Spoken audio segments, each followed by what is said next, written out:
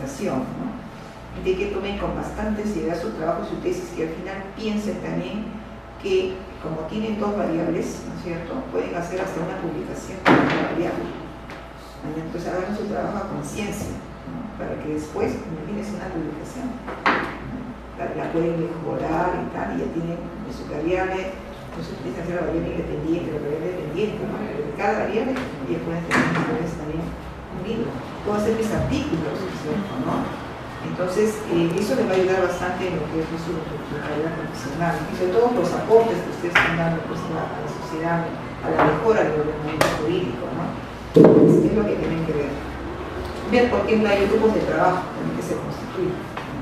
Porque yo veía la página web del Ministerio de Justicia, ahora ahí también está el grupo de trabajo que está revisando constitucional, y mucho constitucional también tiene que ver, también todo está ligado a todos nuestros trabajos de investigación, ¿no?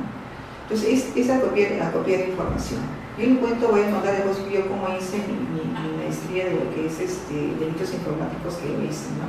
Y luego vamos a terminar con un pequeño repaso. Yo veo que está un poquito desnivelado en ese sentido porque no están más avanzados, y recién vamos en algunos compañeros y van a pensar, ¿no? Pero ojalá que les sirva todo eso, escuchar a sus compañeros ya para estar precisando su problema, ¿no?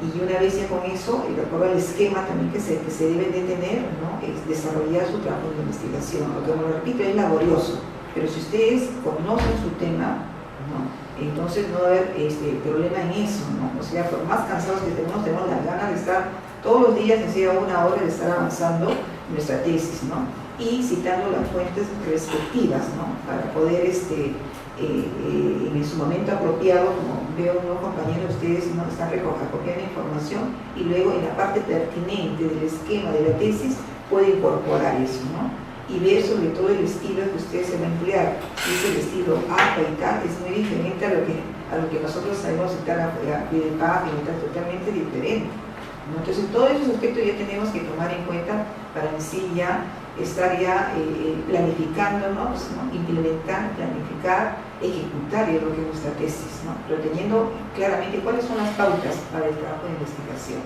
porque a veces trabajamos con Vancouver y después hay que cambiar todo a APA, y eso es todo un trabajo, ¿no? Entonces tener bien claro esas reglas, ¿no?, tener bien claro cuál es su esquema de investigación, ¿no?, que la universidad es la que se trabaja. Las universidades tienen su esquema de investigación, y con eso ustedes tienen las pautas, ¿no?, tienen el esquema y el llenar eso, ¿no?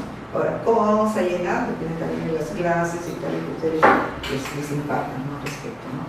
Bien, bueno, en realidad hay dos aspectos que me gustaría investigar. La primera de ellas era respecto a cómo se estructuran los actos, digamos, de corrupción atípicos. Si bien, por ejemplo, a un principio era la regularización administrativa, bueno, merece una casación incluso, mucho, en la medida de que no necesariamente tendría una trascendencia jurídico-penal porque se regulariza, pero al igual que eso hay otros aspectos, digamos, el direccionamiento, que no necesariamente puede ser negociación incompatible porque tiene otros elementos subjetivos, ¿no? Digamos, la falta de autonomía en el caso de algunas instituciones sujetas al control, pero que no hacen el debido acompañamiento, ¿no? Y otros actos típicos, digamos, que pueden generar ciertamente corrupción, que puedan finalmente, digamos, provocar que los gobiernos regionales o locales, generalmente los gobiernos regionales en un tiempo que se ha dado en la región de Ayacucho, se declaren en situación de emergencia y puedan, digamos, licitar sin necesidad de los pasos que se deben dar en todo el proceso de selección. Tú quieres hacer, digamos, una propuesta normativa, porque vas a incluir elementos que no están regulados todavía ahora, y que eso está ocasionando que la interpretación, impunidad también, pero en este caso tú eres a nivel de gobiernos locales o de gobiernos regionales. O delimitaríamos los y eso justamente la habitación es el Estado, ¿no es cierto? ¿No? Pero ¿qué has visto tú aquí y acá, ¿no?, que justamente están generando esa afectación al Estado, ¿no?, y que está haciendo un mal manejo, porque finalmente son recursos, ¿no?, del Estado, ¿no? ¿Qué actividad, ¿no?, qué hecho, ¿no?, es lo que tú has visto y que no está regulado actualmente como delito contra la administración pública y que amerita su inclusión? ¿no? Y de repente eso también va a meditar el cambio de otras disposiciones normativas o directivas, ¿no es cierto?, ¿no? O reglamentarias. ¿Qué es para ti? ¿Qué es lo que no está regulado ahora, ¿no? Y lo que está generando corrupción y con ello la afectación, pues, del Estado? Sí. En el gobierno regional, ¿qué he visto? Por ejemplo, a ver, tal vez ahora sí, digamos, con mayor incidencia por motivo de los cambios climatológicos, se pretendía de que se puedan visitar sin necesidad de procesos de selección. Estamos hablando del año 2014-15 en adelante, que en algunos gobiernos regionales no necesariamente pues, se cumplían los procedimientos, sino que ya exoneraban los procesos de selección. Entonces, ¿qué sucedía? Se direccionaba por cuantiosas sumas de dinero que a nivel de la Procuraduría Anticorrupción justamente nosotros advertíamos, ¿no? ¿Qué sucede?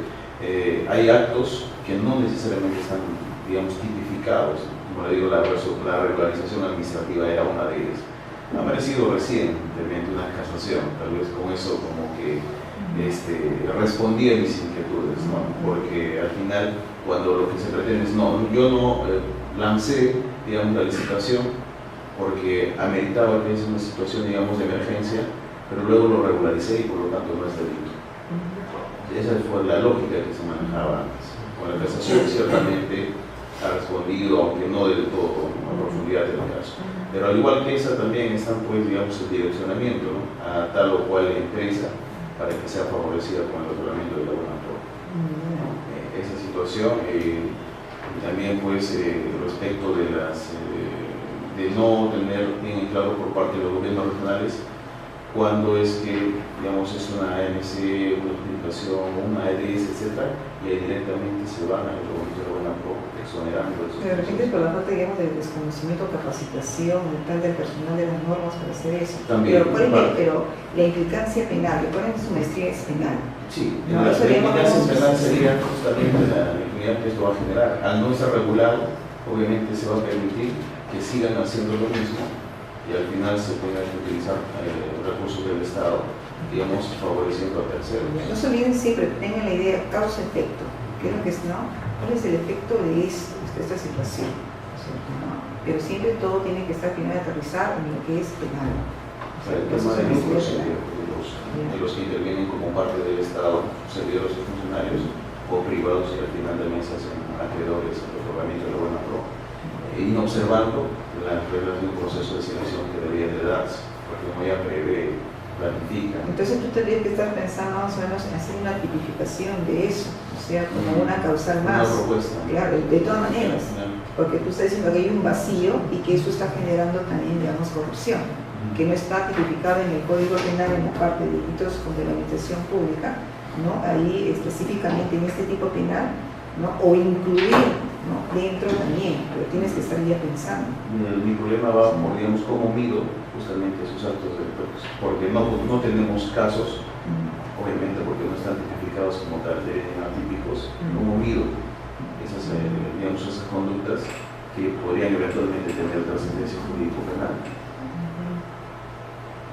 Lo que sucede, Sí, está muy bien, hacemos así. Lo que sucede es que eso no está tipificado penalmente, pero sí es un régimen especial, que es el arbitraje. Entonces la sanción, tanto para el funcionario, es la inhabilitación, y eso lo resuelve el Tribunal Arbitral de Contratación del Estado. Entonces es un régimen especial. Entonces lo que tú planteas, pretende que se sancione también penalmente, pero eso ya está sancionado. Eso en vía arbitral, y el Estado señala de que en esos casos, tanto para el funcionario como para las empresas, se le aplica el régimen especial de arbitraje que OCE pues tiene, ¿no? Tiene su propia legislación, tiene su propio procedimiento, sus propias sanciones. Para las empresas es la prohibición de contracambio, las multas, etc. O sea, eso ya está. Sí, si bien, digamos, claro, pero ¿qué tanto, digamos, eso como que ha disminuido, ¿no? Tiene un impacto de solamente ese tratamiento que tú dices, porque el arbitraje, ¿qué es? Hoy el arbitraje es porque la solución que ha dado el Estado en contrataciones cuando hay conflictos y decidió el conflicto, nada más ahí, ¿no? Y punto, lo que está establecido así. Pero eso es suficiente, con eso hay menos, digamos, esa incidencia en ese problema. Es importante lo que dice la compañera, porque al final... Pero sé que ahora recientemente hay modificaciones de Esa modificación. Entonces se modificó en diciembre, ahora se ha vuelto a modificar en abril, entonces como supuestamente era una nueva ley, ya no era necesario, pues en teoría, sin hacer dos modificaciones recientes, entonces, pero al contrario, o sea, no significa que con lo que mencionaba con las adjudicaciones directas, las compras directas, sino también con los acuerdos marcos, es decir, se pretende disminuir la incidencia de las compras directas para la corrupción de funcionarios, pero le otorgan facilidades para que lo hagan por convenio marco, peor todavía, porque ahora no creo que sea eficaz las modificaciones que recientemente se han hecho. Por el contrario, me parece que de repente van a propiciar más ¿Tú qué piensas que se debe penalizar en todo caso? Creo que es como el derecho penal es una última ratio, podría ser para que sea una sanción de mayor alcance, podría ser.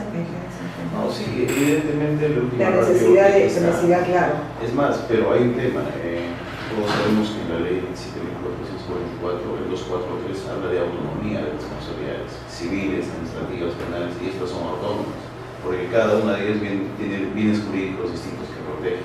Entonces, evidentemente en la OCE tendrán su propio procedimiento, la Contraloría también inhabilita, por ejemplo, hasta 5 años, etc.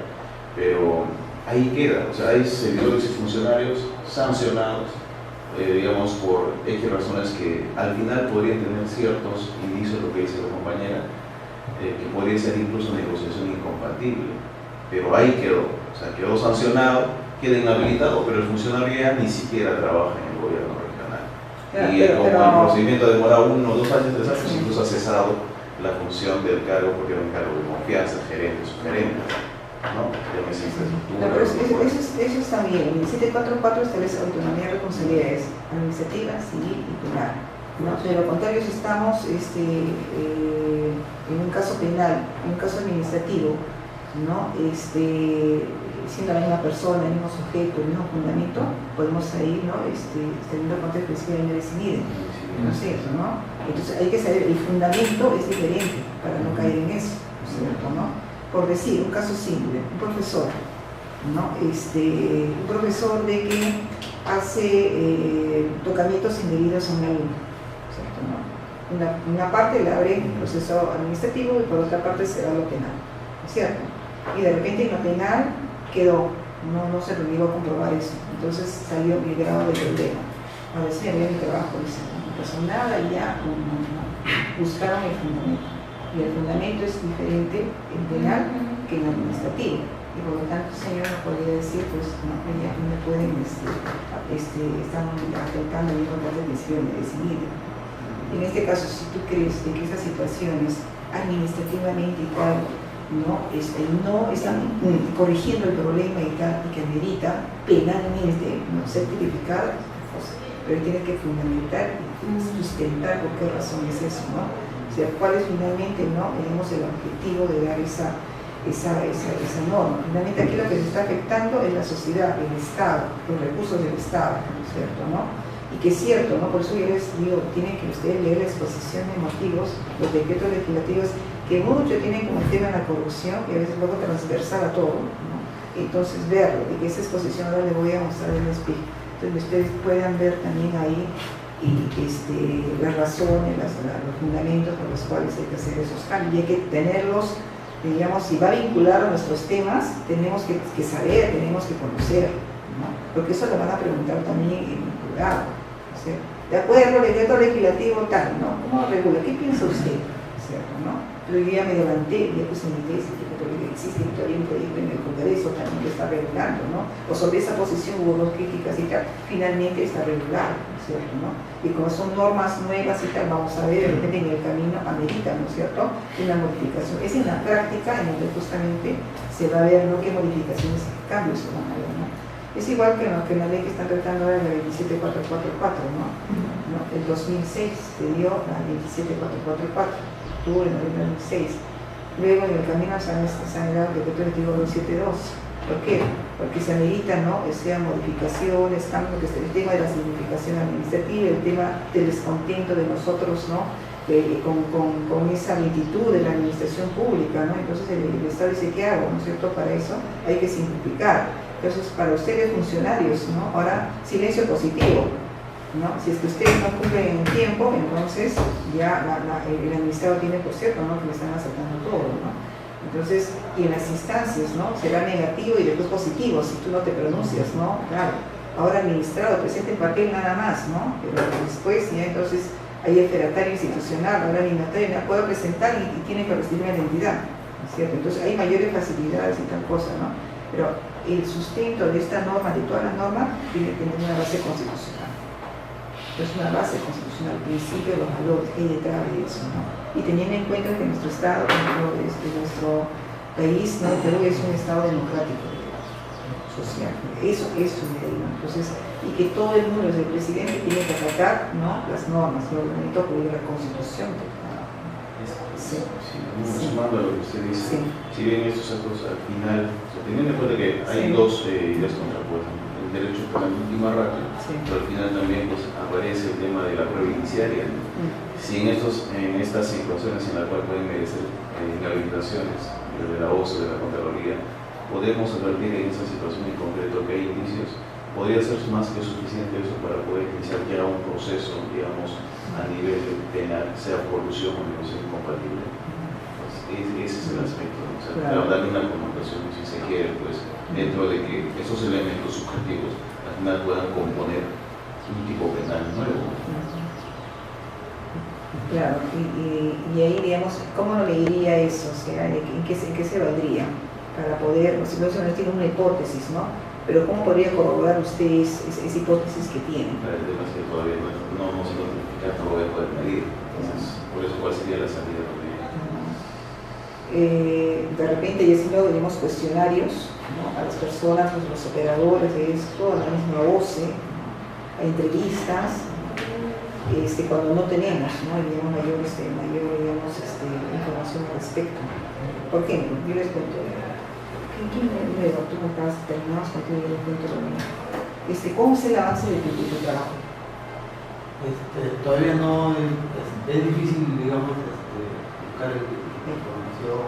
Pero más o menos, ¿qué estás pensando? El tema del nebis in idem, cuando hay tipos penales que ya están regulados en nuestra, hay la delimitación de responsabilidad administrativa, penal, son distintos, pero en algunos casos el fundamento jurídico es el mismo jurídico, el mismo.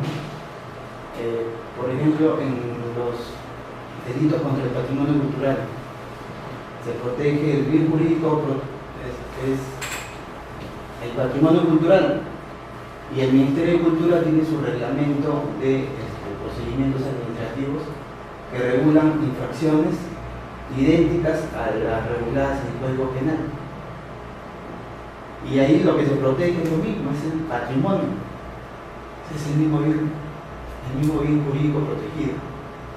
Claro, pero es lo mismo, está bien, pero el fundamento tiene que ser diferente para no ir contra este principio de nebis in idem. De repente ahí lo que falta es una mayor capacitación de las personas y de la aprobación de esos documentos internos, ¿no? De trabajo y tal, en donde no es adecuado. Pero eso se podría solucionar, ¿no? De repente, ¿no? Cambiando, modificando y viendo. Pero ¿cuál es la trascendencia, digamos, de un trabajo? Recuerden que su trabajo de ustedes es conocimiento científico. Su investigación va a llevar un conocimiento científico, ¿no? Entonces hay temas en los cuales se puede solucionar, ¿no? Rápidamente, entonces no amerita una investigación, ¿no? Entonces tú estás escuchando a tu compañero, ¿no es cierto? Ya los problemas, ¿no? Que son sustanciales, importantes, el efecto, ¿no? Que está ocasionando ello, ¿no? La mala regulación o la falta de regulación, ¿cierto? ¿No? Y finalmente eso va a llevar a propuestas normativas y finalmente a recomendaciones, ¿no es cierto? ¿No? Que las instituciones que tienen más vinculación con eso y en virtud de sus competencias, sus funciones, tal, que hagan pues una mayor capacitación, ¿no? Para su personal. Por ejemplo, yo les cuento, cuando hice mi tesis sobre delitos informáticos, ese tiempo, cuando yo quise hacer eso, solamente había 3 artículos en el Código Penal, nada más, ¿no? Y me fui a buscar información al Poder Judicial, no tenía nada. Me fui a información al Ministerio Público, no tenía nada, ¿no? Y pasaron los años, pero iba copiando información, todos los delitos informáticos, ¿no? Toda información nacional como internacional, ¿no? Y copiando. Entonces, y después ya dije, ya, hay que de una vez avanzar en esto y terminarlo esto, ¿no? Y para eso ya cambió la legislación. Sin corregir, ya pues ahora tenemos una ley, ¿no es cierto? Ya está separado, ¿no?, de lo que es el Código Penal. Pero mientras existían esas tres regulaciones, ¿no?, era una limitación, ¿para qué? Para la investigación fiscal. ¿Qué puedo hacer yo? ¿No es cierto? Porque sí existen delitos informáticos y ¿no? Y la ciencia, la tecnología avanza y hay una serie de conductas, ¿no es cierto? Entonces, el hecho de que esté regulado tres nada más, ¿no?, y el resto nos causa también indefensión a nosotros los ciudadanos, ¿no?, que no sabemos regular. Entonces, el tema era eso, ¿no? El tema era de que justamente que la falta de tipificación, ¿no?, estaba ocasionando ¿qué? ¿No? Problemas en la investigación fiscal. Entonces me fui a Lima, ¿no?, y dije, voy a hacer, mi población tiene que ver también la población, o sacar una muestra, ¿no?, ponemos todo, ¿no es cierto?, ¿no? Entonces una muestra de esa población, ¿no? Y me fui a Lima, ¿no?, a las fiscales, pero solamente de Lima, nada más, Lima, ¿no? Y me fui a hablar con la jefa de todos ellos, y era algo más de unos 60 fiscales, ¿no? Entonces para mí era fácil hacer la población total, porque tenía todo, ¿no? Y le hice unas encuestas a todos los fiscales, ¿no? Para mi hipótesis era que no se conocía, ¿no?, que había este tema no era muy conocido por los fiscales, ¿no? Y efectivamente, ¿no?, arrojó eso, ¿no?, y arrojó justamente también, ¿no?, que faltaba bastante capacitación en estos temas, porque son elementos bien jurídicos, son elementos mucho técnicos, ¿no?, que también uno debe de conocer en estos temas, ¿no?, de los delitos informáticos. Ahora existe divinidad, ¿no?, la policía, ¿no?, tecnológica y tal, ¿no?, entonces estas investigaciones. Y después hice entrevista a fiscales, ¿no?, a dos fiscales de alto rango, y también me señalaron eso, ¿no?, que efectivamente faltaba también ahí un mayor, digamos, conocimiento, difusión, incorporación de más figuras y tal, porque estaban causando esa indefensión nosotros, ¿no? Entonces todo eso me llevó a corroborar mi hipótesis finalmente, ¿no?